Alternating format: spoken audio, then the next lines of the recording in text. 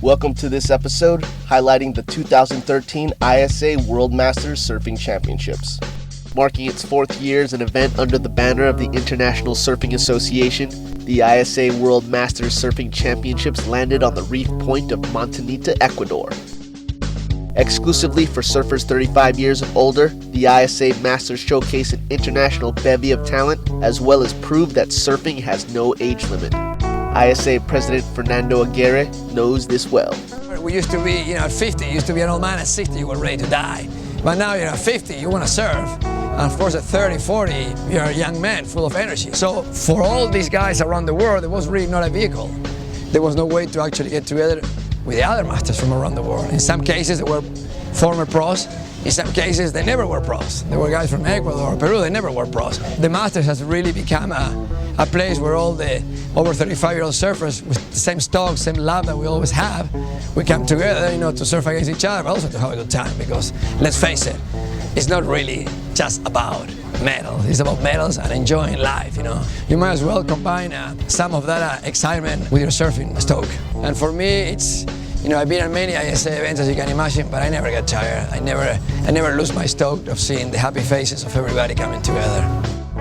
As this year's host to the Masters, the town of Montañita, Ecuador provided the perfect mix of festive culture and lined-up surf. In the days leading up to the event, the stoked Masters surfers happily became acquainted with the Ecuadorian surf life. Montañita. We are in Montañita, Ecuador. It's called Montañita, which means little hills. And as you see, there is a bunch of little hills. Montañita was like a very sleepy fishing town in the 70s and early 80s. Basically, this is the point, and then it's Montañita. Montañita is a town that is on the other side of the river. This they call La Punta, which is the point. Town and country within a mile, a mix between the North Shore and Latin America. Kind of like a little Bali street, like in Indonesia. I mean, it's kind of like a Mexico, I suppose, but it definitely has like a vibe that's different from like a Mexico. It's almost like a cross between like Bali and Mexico. Kind of like Honolulu in the 70s, but with a little Spanish twist. Montañita is a cool town. It's got a little combination of the culture and a bit of a free-spirited vibe, if you will. Bohemian, artsy party town. We were walking through the town last night, and Jimmy Hogan and I were going, this reminds me of the Pirates of the Caribbean. It was really classic. Probably what Hawaii used to be like, back when everybody was just super happy to see people and, and give you the shirts off their back. A classic little surf town, but it's full of vibrancy, it's full of life, it's full of energy. They just want to party all the time. Kind of off the beaten track, it seems like. It's rural, it has really good food, the waves are good, the water's warm. It's got a pretty good juice to it when the waves line up hit the reef right, better at high tide. It gets really, really fun. So it has push, it has a nice little cut to it, a nice line. It's a great wave. I'm interested to see what it's like when it gets a little bit bigger. It's super rippable, and looking forward to that swell coming through later in next week. The surf is consistent, the wave is fun. I don't think we've yet to see it epic, but we've seen some barrels and some pretty fun surf. The people are very welcoming, the waves are incredible, the water's really warm. It's just a beautiful place to be, and I feel very grateful that the ISA have brought us here. When we return, the opening ceremonies kick off the event as the new swell lights up the point. Keep it right here.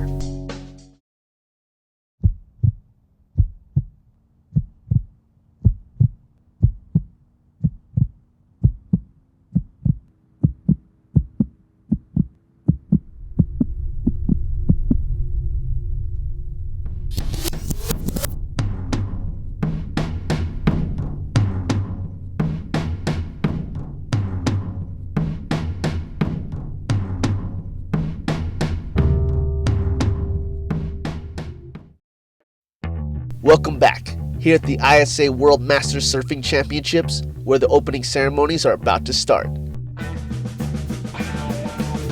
Bringing all the participating countries together, the ceremonies give the teams a chance to parade the streets in their home colors before the many cheering fans.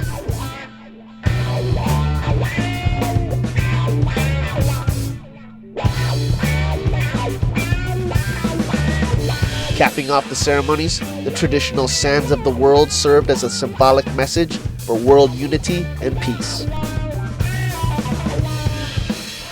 With the many flags on stage and the ceremony complete, the games were now open, and the eager surfers were ready to take to the water. Just in time, a new swell hit the point in Montañita to the delight of the Masters surfers, and all were stoked to show the world what they got. From the first rounds, it was evident that the level of surfing at the Masters had not skipped a beat, and the depth of talent from surfers from around the globe was far reached.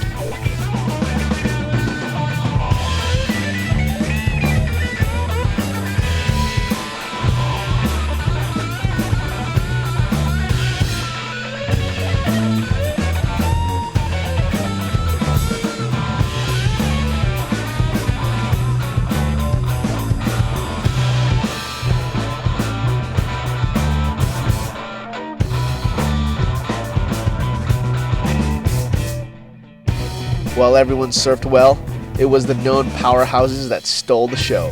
From Australia, world champion Layne Beachley knows the winning feeling and brought fine form to the Masters in Ecuador. I'm just drawing inspiration from watching the boys and surfing with the team, and I think one of my values in life is constant improvement, and even though I'm retired from the Pro Tour, I still like to compete and inspire myself in the water. A world tour surfer for many years, South African Greg Emslie made his first ISA Masters appearance in Ecuador, looking hungry and sharp. Actually, these ISA events take a bit of time to the formats and that. You don't really want to go into the repertoire round because that's a whole lot of more work. So that's something that was playing on my mind, is to keep focused throughout the event and just push for the big score. So I've been really happy with my competing. I think I've done a few events and the experience has really helped me in this one. But perhaps nobody looked more solid than the defending team gold medalists, Hawaii. With depth throughout the 5 divisions at the games, they were no doubt the team to beat. You know, if it wasn't for this contest, it's really the only competition I surf in. You know, when I heard I got to go on this one, it definitely fired me up once again. You know, so many good guys, you know, Hawaii team. It's just sometimes feel like, oh, too much pressure. Now it's turning into a bit of pride and for our country or for Hawaii, you know, a lot of camaraderie, and it's so fun. This year, you know, there's a bit more competition. It's something that is encouraging because, like, I want competition through it. You know, I'm the defending champion, but it's really all about what I'm doing out in the water today. I'm kind of like a new one on this team. You know, they switch out a couple different guys here and there who can make it, who can't. The Hawaii team's defending champions right now, so I definitely will be surfing the best I can to make sure that we stay the champions and try to beat Sunny in the final if I make it. For me, it's just about trying to get through and make it to the final, and you know, hopefully that last dance can be pumping. All I gotta say is it's great to see guys still shredding, you know what I mean? Sonny Garcia, 43 years old, absolutely just throwing buckets of spray, you know? The bar has been reset and I think it's still floating. I don't think anybody knows really how late you can be competitive or nimble. Stick around. The ISA Masters rolls forward as the international surfers share good vibes. We'll be right back.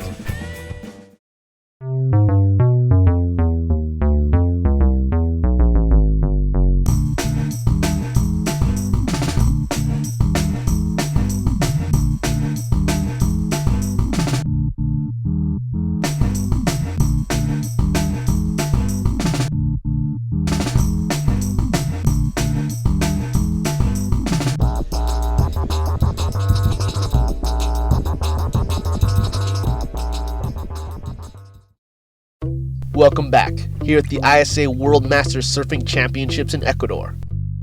ISA President Fernando Aguirre has big dreams for the sport of surfing and models the ISA events around a larger arena. At the end of the road, there is this line which is called Olympic surfing, which is when surfing gets into the Olympics, which is something that the Duke asked in 1920, and I'm just pushing forward to make that dream happen. Eventually, they'll realize that the Olympics need more sports than what I call sports of peace than sports of war. And sports of peace are sports that don't involve harming anybody or anything on the practice of the sports. And surfing, like skateboarding, like, you know, mountain biking, are sports that they're not against anybody. They are for you and with the environment. And that's the biggest difference, you know. Even when you're in a competition in surfing, you're not surfing against the other guy. You're surfing with a wave, trying to squeeze the best maneuvers of that wave. And that's why I call surfing a sport of peace. While surfing on the surface is an individual sport, The ISA brings out team spirit, national pride, and camaraderie in their Olympic-style events, unique to surfing. I really like the spirit of the ISA. They gather all these different countries together. It's not just an individual event, it's a team event, and you really get to see the spirit of each team, but it's just really cool as a human being to see everybody get together like, oh yeah, you're Brazilian, you're Australian, you're South African, but we're all smiling about the same thing. That was a great ride. That was a sick barrel. I think just having that team support and just getting behind each other and really pushing the guys, I think it lifts their level, and I think it's cool having that sort of team feel. It's awesome. I love the camaraderie, I love the competition, I love everyone just banding together. The ISA does a phenomenal job. All the teams rooting for each other, carrying their flag of their country, and it's pretty classic to see everybody being excited. I mean, you see 40, 50-year-old men acting like they're 15, 16, 17 years old. The great thing about these Masters is it's a team environment, and on the ASP Tour for 20 years I didn't get to compete as a team, so it's wonderful having that camaraderie and that support. That unity of us all moving and feeling that bonding together as a team and encouraging is a fun thing to do. So I think that's the best thing that I love about it. My favorite thing about this event is the people, the local people. To be part of it and be here and experience, all the camaraderie between the countries and stuff is pretty incredible. I get to come out with a bunch of my friends from Hawaii and get to yell and scream and just for the most part, just having a good time. As good vibes flowed through the air, it became evident that surfing not only keeps these masters happy, but also young. It's been my job, my love, and it's always kept me really healthy, and I never like to go a day without surfing. I try to surf at least once or twice a day. You're always looking forward to the next day, the next wave. If you're fit and you've kept flexible and you try and surf once a day, I always try and keep at least one surf a day on average, and you just keep healthy, and got to do the odd surf trip to just get away and just power out a week or two of surfing. I think I'd go insane if I didn't surf. I think we found the fountain of youth, surfing. Surfing, when you come in, you get a saltwater bath, you get exercise, the sun heals you. It's incredible. Youthful lifestyle. I think as you get older, people get desk jobs and they get lazy, and the surfing gets you out in the ocean, keeps you young. You're surfing with guys that are 20 years old, guys that are older, younger. It just brings everybody together. The ocean's a great place because you leave all your problems on the beach when you hit the water. I've been surfing 40 years, and something about the ocean, just jumping in, even if you're not surfing, just as long as you're jumping in the ocean every day and getting wet.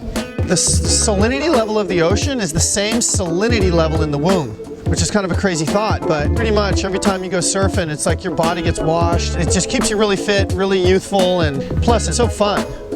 Surfing keeps my life in perspective, and I think it's really important that you do something that you love on a daily basis. Fortunately, mine's surfing, and even though I'm a retired professional surfer, I still love to surf every single day. It keeps me fit, keeps me healthy, keeps me young, keeps me active, keeps me centered, keeps me grounded, keeps me connected to nature, and ultimately, and most importantly, it keeps me happy. When we get back, we head towards the finals as the ISA Masters winds down. Stay tuned.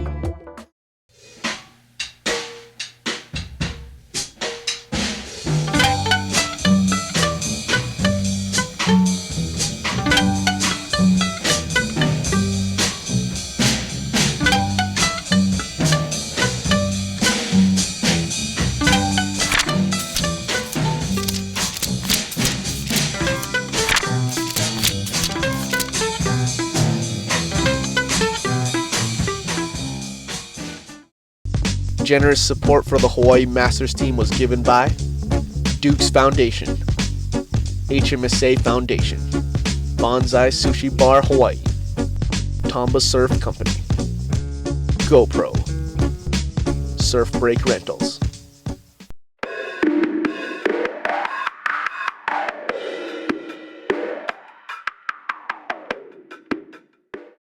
Welcome back to the show, highlighting the 2013 ISA World Masters Championships in Ecuador. As the contest moved towards the business end, masters in each of 5 divisions turned on the competitive juice in a sprint towards the finals. At the top of the age bracket, the 50 and older Grand Kahunas saw a mix of surfing nations turn it up.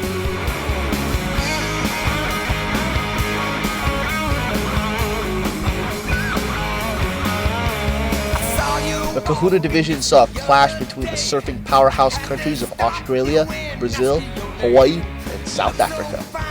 Many of these kahunas have met in jerseys before, and old grudges came to surface in some exciting exchanges.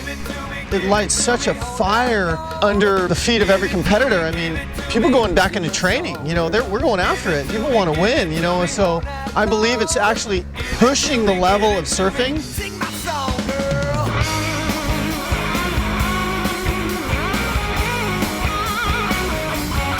The Women Masters field saw who's who from the budding days of women's professional surfing, with long-time World Tour surfers like Rochelle Ballard and 7-time world champ Layne Beachley. The level of surfing from the girls was impressive to say the least.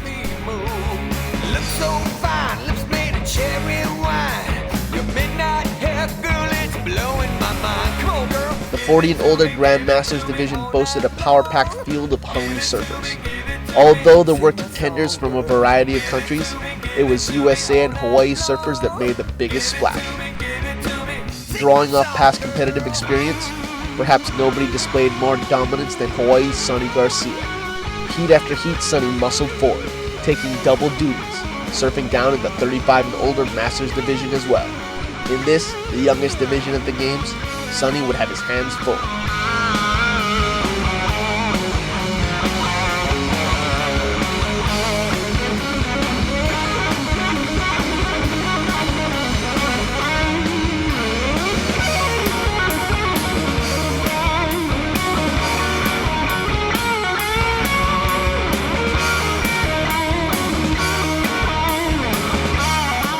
Stick around for the finals and medals at the ISA World Masters.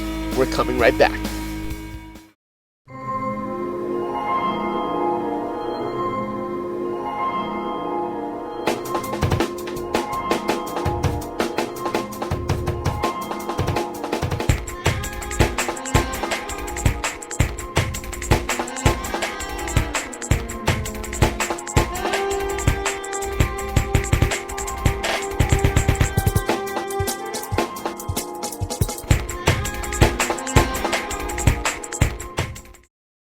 Welcome back to the final day of the 2013 ISA World Masters Championships in Ecuador.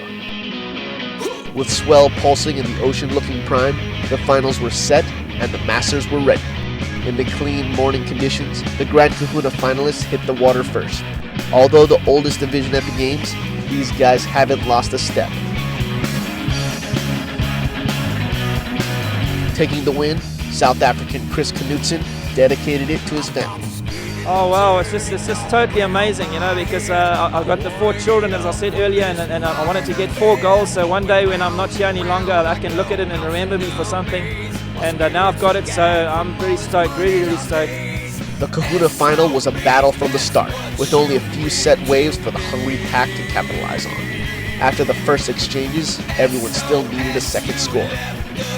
Nearing the end of the heat, following a quick start, Hawaii surfer Mike Latronic's heat strategy proved best, as he would take gold. We all had expectations of more waves, which I think in the end worked to my advantage because the boys waited and waited and waited. I broke away and got myself a 5-5 or whatever, just to solidify that second score, and it came out in my favor. The women's final was a cracker, with all 4 girls scoring solid rides. All the girls put on impressive performances.